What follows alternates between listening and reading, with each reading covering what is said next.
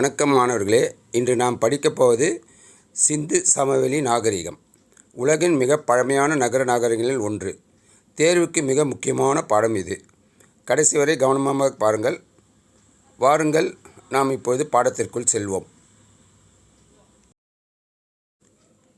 முதலில் சிந்து சமவெளி நாகரிகத்தின் காலத்தை பார்ப்போம்.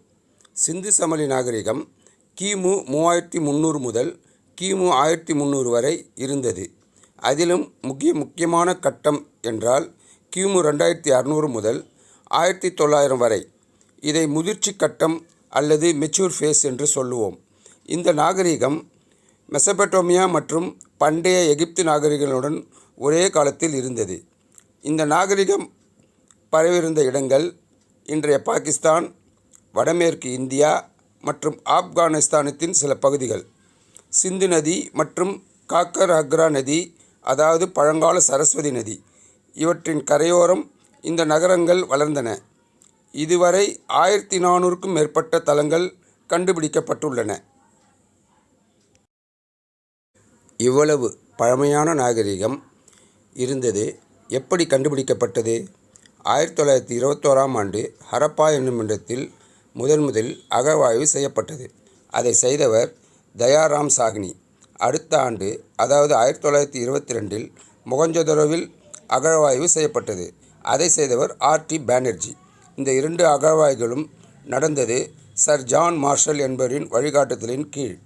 அவர் அப்போது இந்திய தொல்லியல் ஆய்வு மையத்தின் ASI எனப்படும் துறையின் இயக்குநராக இருந்தார்.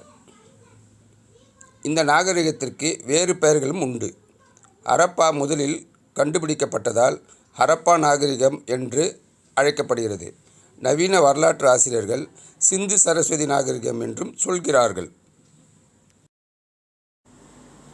இப்போது முக்கியமான நகரங்களை பார்க்கலாம். இது தேர்வில் நிச்சயம் கேட்கப்படும் பகுதி, எனவே கொஞ்சம் கவனமாக கேளுங்கள். முதல் நகரம் ஹரப்பா. பாகிஸ்தானில் உள்ள பஞ்சாப் பகுதியில் முதலில் கண்டுபிடிக்கப்பட்ட தலம் இது. 6 தானியக் கிடங்குகள் வரிசையாக இங்கு இருந்தன. இரண்டாவது மொகஞ்சதாரோ. பாகிஸ்தானில் சிந்து மாகாணத்தில் உள்ளது. மொகஞ்சதாரோ என்றால் இறந்தோரின் மேடு என்று அர்த்தம். இது மிகப்பெரிய நகரம். பிரபலமான பெரிய குளம் இங்குதான் உள்ளது. லோத்தால் இந்தியாவில் குஜராத்தில் உள்ளது. உலகின் முதல் கப்பல் துறைமுகம். அரிசி, தவிடு மற்றும் தீப்பீடங்கள் கண்டுபிடிக்கப்பட்டன. கலிபங்கன் இந்தியாவில் ராஜஸ்தானில் உள்ளது. தீப்பீடங்கள் மற்றும் ஊதவயல் ஹரப்பாக்கு முந்தைய காலத்தில் இருந்தது கண்டுபிடிக்கப்பட்டது. தோலாவிரா இந்தியாவின் குஜராத் பகுதியில் கண்டுபிடிக்கப்பட்டது. நீர் சேமிப்பு திட்டங்கள் 10 எழுத்துக்கள் கொண்ட பலகை இங்கு கண்டுபிடிக்கப்பட்டது. அடுத்ததாக ராகிகரி இந்தியாவின் ஹரியானா மாவட்டத்தில் கண்டுபிடிக்கப்பட்டது. இந்தியாவில் உள்ள மிகப்பெரிய ஹரப்பா தலம் இதுதான். அடுத்ததாக பனாவலி ஹரியானாவில் கண்டுபிடிக்கப்பட்டது. பார்லி பயிர் மற்றும் ஹரப்பாவுக்கு முன்னும் பின்னும் 2 காலகட்டங்களும் இங்கே காணப்படுகின்றன. கடைசியாக சுர்கோட்டா இந்தியாவின் குஜராத் பகுதியில் கண்டுபிடிக்கப்பட்டது. இங்குதான் குதிரை எலும்புகள் முதலில் கண்டுபிடிக்கப்பட்டது. இப்பொழுது சிந்து சமவெளி நாகரிகத்தின் மிக முக்கிய 2 நகரங்களை பற்றி பார்ப்போம். முதலில் ஹரப்பா. ஹரப்பா நகரத்தில் தெருக்கள் செவ்வக கட்டமைப்பில் நேர்கோணத்தில் வெட்டிக்கோளும் வகையில் அமைக்கப்பட்டிருந்தன. வீதிகளுக்கு கீழே வடிகால்கள் இருந்தன. இது உலகின் முதல் நகர்ப்புற சுகாதார அமைப்பு. நகரம் 2 பகுதிகளாக இருந்தது. உயரமான பகுதியில் கோட்டை அல்லது சிட்டாடல் எனப்படும் ஆட்சியாளர்களும் பூசார்களும் வாழ்ந்த பகுதி இருந்தது. கீழ்ப்பகுதியில் லோயர் டவுன் என்று அழைக்கப்பட்ட இடத்தில் சாமானிய மக்கள் வாழ்ந்தனர். கட்டிடங்களுக்கு சுட்ட செங்கற்கள் பயன்படுத்தப்பட்டன. அவற்றின் அளவு விகிதம் 4:2:1 என்று இருந்தன. இதை மறக்காமல் நினைவில் வையுங்கள். மொகஞ்சதாரோவில் உள்ள பெரிய குளம் கிரேட் பாத் அதன் அளவு 12 மீட்டர் நீளம், 7 மீட்டர் அகலம், 2.4 மீட்டர் ஆழம். தண்ணீர் வடியாமல் இருக்க பிட்யூமின் எனப்படும் பொருளால் மெழுகப்பட்டிருந்தது. இது சடங்கு முறையில் குளிப்பதற்காக பயன்படுத்தப்பட்டது. மொஹஞ்சதாரோவில் தானிய கிடங்குகளும் இருந்தன. மிகப்பெரிய தானிய கிடங்கு ஒன்று இங்கு இருந்தது. ஹரப்பாவில் 6 கிடங்குகள் வரிசையாக இருந்தது. இவை பொது நலனுக்கான தானியங்களை சேமிக்க பயன்படுத்தப்பட்டன. வடிகால் அமைப்பு: ஒவ்வொரு வீட்டிலிருந்தும் மூடப்பட்ட செங்கற்கள் வடிகால்கள் இணைக்கப்பட்டிருந்தன. சுத்தம் செய்வதற்காக மேன்ஹோல்கள் கூட இருந்தன. ரோமானியர் காலம் வரை இது போன்ற வடிகால் அமைப்பு வேறு எங்கும் இல்லை என்பது குறிப்பிடத்தக்கது. இப்போது பொருளாதாரம் மற்றும் வாணிகம் மற்றும் விவசாயத்தை பற்றி பார்க்கலாம். முக்கிய பயிர்கள் கோதுமை மற்றும் பார்லி. இவை அடிப்படை உணவு பயிர்கள். அதோடு எள், கடுகு, பருத்தி, பேரீச்சம்பழம், பட்டாணி, முலாம்பழம் ஆகியவையும் பயிரிடப்பட்டன. ஒரு முக்கியமான புள்ளி: உலகிலேயே முதலில் பருத்தியை பயிரிட்டவர்கள் இவர்கள்தான். இவர்களால் வளர்க்கப்பட்ட விலங்குகள் ஆண் எருமை மாடு. இது புனிதமானதாக கருதப்பட்டது. எருமை, ஆடு, யானை, பன்றி, நாய், பூனை, குதிரை பற்றி இன்னும் சர்ச்சை உள்ளது. சுர்கோட்டாவில் மட்டும் குதிரை எலும்புகள் கண்டுபிடிக்கப்பட்டன என்பதை ஏற்கனவே பார்த்தோம். வாணிகத்தில் பயன்படுத்தப்படும் எடைகள் மற்றும் அளவுகள் பற்றி இப்போது பார்க்கலாம்.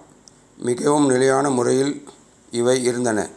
விகிதம் 16:1, அதாவது 16 மாஷா என்பது ஒரு தோலாவுக்கு சமம். இது இரட்டை எண் முறையில் இருந்தது. 1, 2, 4, 8, 16, 32 என்ற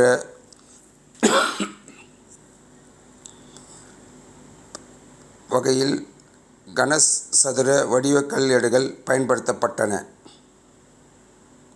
வாணிகம்: மெசொப்பொட்டேமியாவுடன் சுமேரிய நூல்களில் இந்த நகரத்தை மெலுகா என்று அழைக்கின்றனர். அதோடு பாரசீகம், ஓமான் ஆகிய நாடுகளுடனும் வாணிகம் நடந்தது. பருத்தி, மணிகள், தந்தம் ஆகியவற்றை அனுப்பினார்கள். தங்கம், வெள்ளி, தகரம் ஆகியவற்றை இறக்குமதி செய்தார்கள். உலோகங்களில் செம்பு, வெண்கலம், தங்கம், வெள்ளி பயன்படுத்தப்பட்டன. ஆனால் இரும்பு பயன்படுத்தப்படவில்லை. இது ஒரு வெண்கல யுக நாகரிகம் என்பதை மறக்காதீர்கள். இப்போது கலை, கைவினை மற்றும் மதத்தை பார்க்கலாம். முத்திரைகள்: சுமார் 2500 ஸ்டீடைட் என்ற மென்கல்லினால் செய்யப்பட்ட முத்திரைகள் கண்டுபிடிக்கப்பட்டுள்ளன. மிகவும் பிரபலமானவை பசுபதி முத்திரை, ஒரு யோகி விலங்குகளால் சூழப்பட்டிருப்பது போல் சித்தரிக்கப்பட்டுள்ளது, மற்றும் ஒற்றை கொம்பு விலங்கு முத்திரை. இந்த முத்திரைகளில் உள்ள எழுத்து இன்னும் புரிந்து கொள்ளப்படவில்லை. அடுத்ததாக நடன மாது சிலை. மொஹஞ்சதாரோவில் கண்டுபிடிக்கப்பட்ட வெண்கல சிலை. லாஸ்ட் வேக்ஸ் எனப்படும் மெழுகு உருகி வெளியேறும் முறையில் செய்யப்பட்டது. இது கலை மற்றும் நடனம் இருந்த சான்றாகும். பூசாரி மன்னர் சிலை. மொஹஞ்சதாரோவில் கண்டுபிடிக்கப்பட்ட சுண்ணாம்பு கல் சிலை. மூலிகை வடிவ அங்கி அணிந்திருப்பதை பார்க்கலாம். இது பூசாரி அதிகாரத்தை குறிக்கலாம் என்று கருதப்படுகிறது. மண்பாண்டங்கள். சக்கரத்தில் செய்யப்பட்ட சிவப்பு மண்பாண்டங்கள். கருப்பு வண்ணத்தில் வடிவமைப்புகள் வரையப்பட்டிருந்தன. தாய் தேவி உருவங்களும் கண்டுபிடிக்கப்பட்டுள்ளன. இது தேவி வழிபாட்டுக்கு சான்றாகும். மதம்: தாய் தேவியை வளமைக்காக வழிபட்டனர். பசுபதி, அதாவது சிவனின் முந்தைய வடிவம். மரங்கள், குறிப்பாக ஆலமரம். விலங்குகள், அதாவது ஆண் எருமை மாடு மற்றும் லிங்கம் வழிபாடு. ஆனால் கோவில்கள் எதுவும் கண்டுபிடிக்கப்படவில்லை. எழுத்து முறை: சித்திர வடிவ எழுத்துக்கள். 400க்கும் மேற்பட்ட குறியீடுகள் வலமிருந்து இடமாக எழுதப்பட்டன. இதை போஸ்ட்ரோபீடான் முறை என்கிறோம். இந்த எழுத்தை இன்னும் யாரும் புரிந்து கொள்ளவில்லை. இதுவே இந்த நாகரிகத்தின் மிகப்பெரிய மர்மம். இந்த அற்புதமான நாகரிகம் ஏன் அழிந்தது? இதற்கு பல கோட்பாடுகள் உள்ளன. வெள்ளக் கோட்பாடு: சிந்து நதி பல முறை வெள்ளம் வந்து நகரங்களை அழித்தது. ஆரியர் படையெடுப்பு கோட்பாடு: வீலர் என்பவர் முன்வைத்தது. ஆனால் இப்போது இது பெருமளவில் நிராகரிக்கப்பட்டுவிட்டது. மொஹஞ்சதாரோவில் கண்டுபிடிக்கப்பட்ட எலும்புக்கூடுகள் முன்பு படுகொலை பாதிக்கப்பட்டோர் என்று சொல்லப்பட்டது. காலநிலை மாற்றம். காக்கர் ஹாக்ரா, அதாவது சரஸ்வதி நதி, புவியியல் மாற்றங்களால் வறண்டு போனது. இன்று மிகவும் ஏற்றுக்கொள்ளப்பட்ட கோட்பாடு இதுவே. காடு அழிப்பு. எரிபொருளுக்காகவும் செங்கல் தயாரிப்புக்காகவும் காடுகளை அதிகமாக பயன்படுத்தியதால் வளங்கள் குறைந்தன. தொற்றுநோய் கோட்பாடு. நோய் காரணமாக மக்கள் தொகை குறைந்தது. மொஹஞ்சதாரோவில் கண்டுபிடிக்கப்பட்ட எலும்புக்கூடுகள் இதற்கு சான்றாக கருதப்படுகின்றன. இப்போது நினைவில் வைக்க உதவும் சில எளிய குறிப்புகளை பார்க்கலாம்.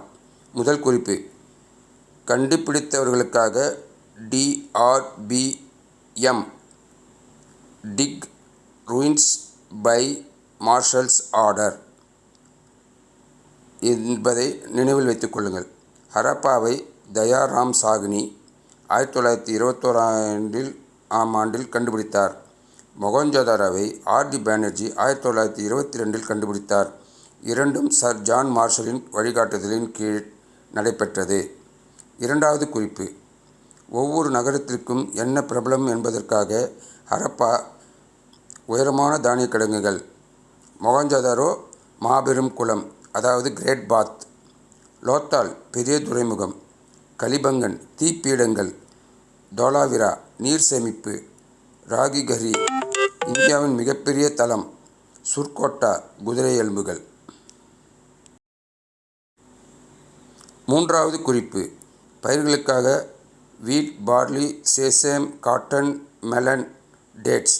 இதை எளிதாக நினைவில் வைக்க we buy sesame, cotton, melons and dates என்று சொல்லிக் கொள்ளுங்கள். முக்கிய புள்ளி, பருத்தியை உலகிலேயே முதலில் பயிரிட்டவர்கள் இவர்கள்தான். நான்காவது குறிப்பு, இந்த நாகரிகத்தில் இல்லாதவை எவை என்பதற்காக IHTS iron, horse, temple, script. இவை நான்கும் இல்லை, அல்லது உறுதி செய்யப்படவில்லை, அல்லது புரிந்து கொள்ளப்படவில்லை. இரும்பு இல்லை, குதிரை உறுதியாக இல்லை, கோவில் இல்லை, எழுத்து புரியவில்லை. ஐந்தாவது குறிப்பு, பிரபலமான கலைப்பொருட்களுக்காக PDPU பசுபதி முத்திரை, புரோட்டோ சிவா, நடனமாது, வெண்கலம், லாஸ்ட் வேக்ஸ் முறை, பூசாரி மன்னர், மூவிலை அங்கி, ஒற்றை கொம்பு முத்திரை மிகவும் பொதுவான முத்திரை வகை. இவை அனைத்தும் மொஹஞ்சதாரோவில் கண்டுபிடிக்கப்பட்டவை. இப்போது மறக்கவே கூடாத எண்களை பார்க்கலாம். ஹரப்பா கண்டுபிடிக்கப்பட்ட ஆண்டு 1921. மொஹஞ்சதாரோ கண்டுபிடிக்கப்பட்ட ஆண்டு 1922. செங்கல் விகிதம் 4:2:1. எடை விகிதம் 16:1. பெரிய குளத்தின் அளவு 12 மீட்டர் × 7 மீட்டர் × 22.4 மீட்டர். முத்திரைகள் 2500க்கும் மேல். எழுத்துக்குறியீடுகள் 400க்கும் மேல். தளங்கள் 1400க்கும் மேல். TNPSC, SSC போன்ற தேர்வுகளில் அதிகம் கேட்கப்படும் 5 கேள்விகள். 1. ஹரப்பா மற்றும் மொஹஞ்சதாரோவை கண்டுபிடித்தவர் யார்? 2. பெரிய குளம் எதற்கு பிரபலம்? 3. பருத்தியை முதலில் பயிரிட்டவர் யார்? 4. லோத்தாலின் துறைமுகம். 5. பசுபதி முத்திரை. இந்த 5 புள்ளிகள் மட்டும் கடந்த கால தேர்வுகளில் பாதியை கவர் செய்கின்றன. தவறாக நினைக்கக்கூடாத விஷயங்கள். குதிரை இங்கே உறுதியாக இல்லை. சுர்கோட்டாவில் மட்டும் எலும்புகள், அதுவும் சர்ச்சைக்குரியது, கண்டுபிடிக்கப்பட்டது. இரும்பை பயன்படுத்தவில்லை. இது வெண்கல யுகம். எழுத்து இன்னும் புரிந்து கொள்ளப்படவில்லை, யாரும் படிக்கவில்லை. ஆரியர் படையெடுப்பு கோட்பாடு பெரும்பாலும் நிராகரிக்கப்பட்டு விட்டது. இதுவரை நாம் பார்த்தது சிந்து சமவெளி நாகரிகத்தின் காலம்.